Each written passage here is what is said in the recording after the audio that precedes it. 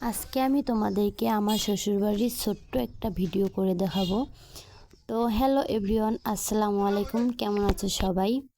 এই দেখো, ঈদের দিন আমি 2 হাত ভর্তি করে মেহেদি দিয়েছি এবং সবাইকে দিয়েছি। ঈদের আগের দিন থেকে সবাইকে মেহেদি দিয়েছি। মেহেদি দিতে দিতে আমার হাত একদম ব্যথা হয়ে গেছিলো।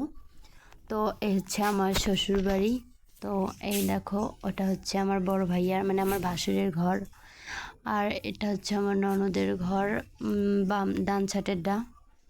তো এই যে গেট, আর এটা একটা ছোট্ট ছোট গেট এমনি আসা যাওয়ার জন্যে। তো আর এই ভ্যানটা হচ্ছে মানে ভ্যান গাড়িটা হচ্ছে আমার শ্বশুরের। তো এই যে দেখো, আর ওটা আমাদের রান্নাঘর। আর এই দেখো গাছ, আম গাছে হচ্ছে 2টা আমও আছে নিচে। আমি একটা অবশ্য পেড়ে খেয়েছিলাম।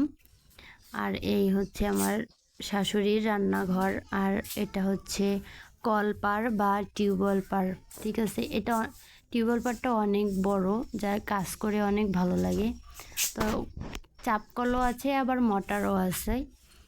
তো এই দেখেন, চাপ দিলে পানি পড়তেছে। আসলে গ্রামও এখন আর গ্রাম মানে আগের মতো নাই। এখন আর কেউ কষ্ট করে চাপ কল ব্যবহার করে না, এরকম ছোট মোটর সিস্টেম করে রাখছে। তো আর কি, ওই আমাদের টয়লেট হচ্ছে ওই মানে বেড়ার ওই পাশে, মানে দালানটার ওই পাশে। তো ওই দেখো আমার শাশুড়ি, আমি ভিডিও করতেছি, আমার শাশুড়ি জানে না।